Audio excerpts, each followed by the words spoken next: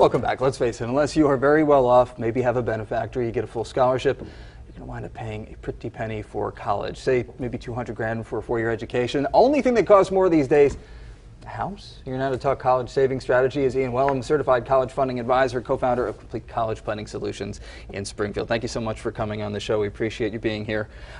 Let's talk about the 3 biggest mistakes that parents can make when saving for college. Let's start with believing that they'll just get the loans. Yes, that's probably the biggest mistake. They just believe somehow that they don't have to save for college and that they're just going to get through it without having any problems. How is it that people just think that they're going to get the loans? Is it because they hear on the news, or they do a lot of reading and they just hear, okay, you know, there are loans out there? Probably most of the time because they don't really do the research up front properly. Okay. And then they tend to put things in the kids' names instead of keeping it in their own. All right, so you say put things in the kids' names. They're just putting a bulk of money? Is that what we're talking about? Putting way too much money in the kids' names then, and then all of a sudden when it comes down to applying for loans, if they are applying for loans, they say, you can't qualify for this. Exactly. That's basically the problem. Every time you put $1 in the kid's name, it's going to count against them for financial aid.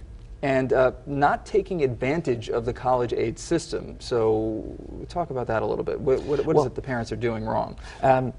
Often they're not taking advantage of it because they actually don't fill out the forms to get access to the financial aid itself. How about the biggest mistakes when it comes to planning? Now, planning and saving in this instance are completely different. Yes, they are. But I think that we've got to go back to the first one.